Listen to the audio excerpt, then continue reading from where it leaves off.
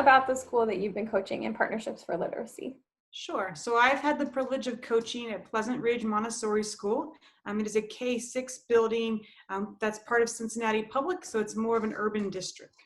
Hi, Meredith. I've been working with Maple Leaf Elementary School that's in the Garfield Heights School District. It's a K through 5 building in the southeast side of Cleveland suburbs, and it's a first ring district. The Partnerships for Literacy team has included 2 administrators, family engagement coordinator, 3 SST consultants, 9 family members, and 6 staff members. So it's a really robust team. And what main action steps did that team prioritize this year based on their inventory discussions, their discussions with families and teachers, their data, and the ratings that they came up with on the inventory? Yeah, so we focused on 2 main priorities this year. The first one was increasing communication between the school and the families. And the second one was helping families to have some literacy-rich discussions with their students. We accomplished this by sending home a calendar of activities that the families could do together. We really didn't want it to be one more thing that the families had to do at night. So we tried to embed them into times like dinner time, bedtime, and the car ride, how we could really get these literacy-rich discussions happening naturally in the home, opposed to just sitting down and doing homework with their students. And then the communication that we were able to improve between the school and the family was by having them sign the calendar every time an event or an activity was completed. And that really opened up the dialogue between the families and the schools to know which activities helped them, which activities they enjoyed, and then which activities were more of a burden than a fun assignment for the family. And was this work that the teachers were providing for literacy at home in addition to homework, or was it optional supplement to homework, or did it completely replace the homework that they normally would have provided? So we were really excited because when the P4L team took this to the rest of the teachers, they decided that this would be a replacement of homework. So instead of sending additional worksheets home, they would make sure that these things were things they were working on in the classroom, and then that they were meaningful so that this could be the actual homework. So they weren't sitting down and doing a worksheet at home. They really had no connection to their real lives. These were the homework and things that families could do for fun. So one of the 2 main action steps that we've been working on since about last year when we completed the survey that was prioritized was the area of communication and learning at home. We developed a family newsletter, a family literacy newsletter that included some descriptions of some terminology that's used in literacy and some of the literacy assessments so that families could understand what those terms mean to their students. We also gave descriptions of grade level progress and grade level expectations and activities so that families could do those types of activities at home as well. These were sent digitally as well as home with students, so there was a better chance of receiving them. The goal was for families to gain access to literacy information in order to assist their students at home. And as the year developed, the newsletter was also sent to some community agencies such as the libraries, preschools, etc. And the community partnerships began to develop as well over this time. And so around March or so, some of the community agencies were going to start to be ad hoc members of our committee. The second main action step was to provide each student with a bag of books, so to speak, based on their literacy level to promote literacy at home.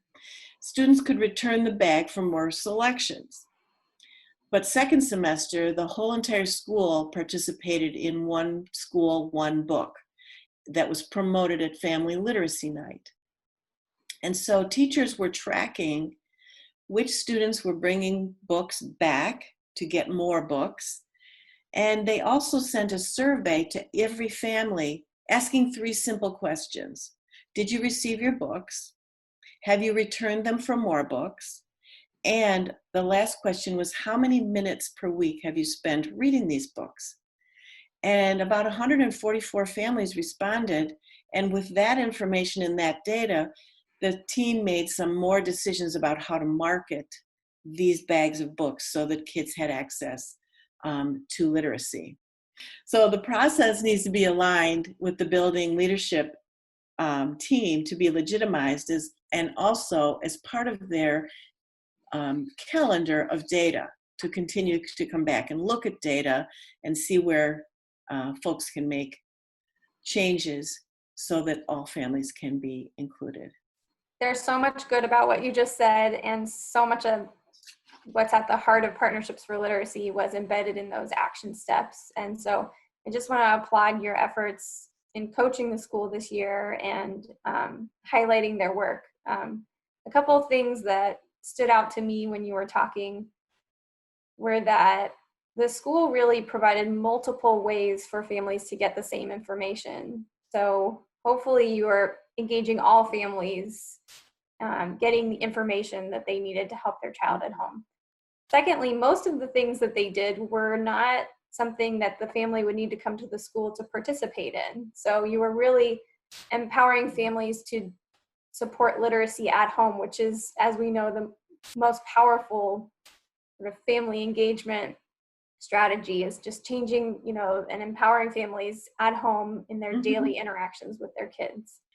One other thing I wanted to mention was the first year of Partnerships for Literacy, I more or less co-facilitated with the principal because there were so many components to it that I felt that the principal needed to have at least a co-facilitator. But this year, I was more of just a coach for the principal and the family liaison to more or less help them build their agendas, help them build onto their action steps. And if they met their action steps, what were the next steps that was probably going just a little bit deeper? Yeah. And so that was really a success for her and for the team, is that they really took off with it. That's great. That's what we want to see, right? That the coaching takes more of a sort of an outside role, and the school really owns the work. Can you talk about if there were specific literacy goals they were hoping to improve as a team? Well, since the Montessori school, it's organized a little bit differently. They're like grade bands or age bands. So the 3 through 6-year-olds really had those early letters and early learning strategies they wanted to embed. But then the upper grades were more literacy activities opposed to just letter formations and phonemic awareness. So it really ranged in the different grade bands. We relied on the Family Dinner Project website and the Ohio statewide Family Engagement Center for activities and ideas and links to other websites of what we could put on these calendars. But then we also relied on the teachers a lot of what they were doing in the classroom. So they would be extensions of the classroom opposed to just other random activities put onto a calendar. 2 additional resources that we really relied on was the Kindergarten Teacher's Guide to Supporting Family Involvement in Foundational Reading Skills, which is an IES practice guide. It had a lot of information that was very useful for us and things that we could embed into the calendar. And another resource that we relied on was the Regional Early Literacy Specialist. She was really invaluable to us when planning for these calendars, pulling the best practices for these calendars, helping teachers embed these strategies in the classroom and in the calendar, and then also in helping onboard the parents and getting everything organized. I think it's really phenomenal that you were able to pull together daily activities for families to embed, and how wonderful to see the REL's sort of expertise really taken advantage of for this process, and yours as well. So the calendar had daily activities on there, but the parents weren't required, or the students, I guess, were not required to do all of them. So whenever they did one, they brought it back to school signed, and they got a little like brag tag, a reading brag tag. So there's kind of a reward for everyone. The parents got to see great things happening with their students. The students were able to collect these little tags, and then the teachers were also able to communicate with the parents every single day.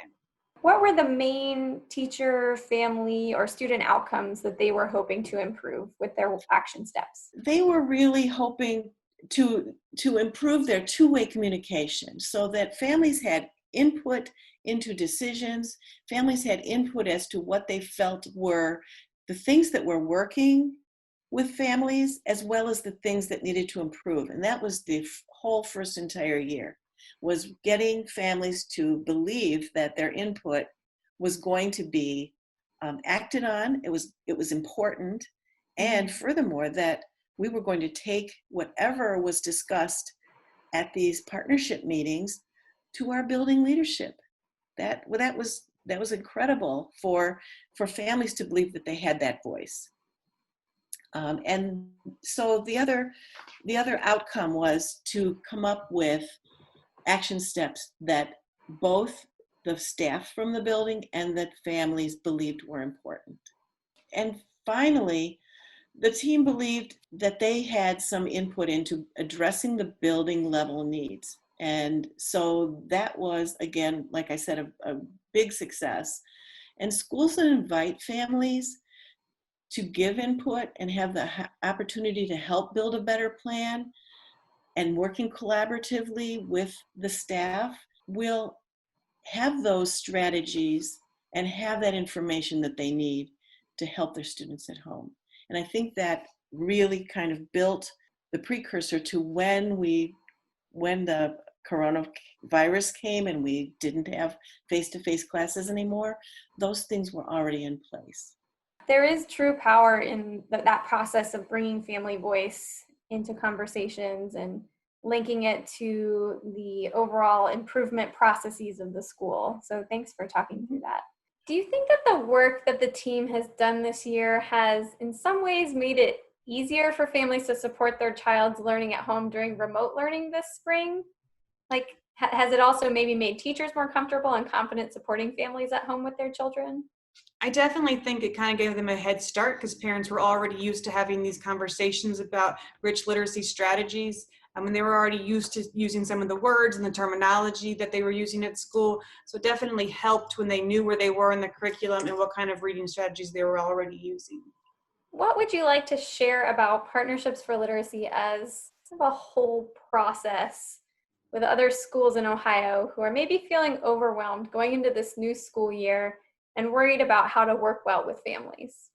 Sure. So I can say that, this is the second year that they've been putting these plans in place. And the first year, their plan that they wrote had a lot more things involved in it. And they realized that they had to take a step back and do one thing really, really well, and then they could add to it. So I would say as you start to plan, don't feel like you have to take on everything.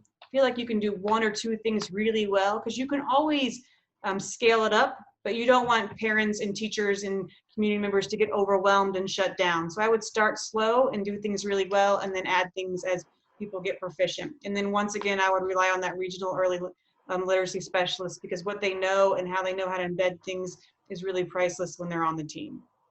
Thanks so much, Megan, for sharing about your experiences coaching Partnerships for Literacy down in Cincinnati this year and last year.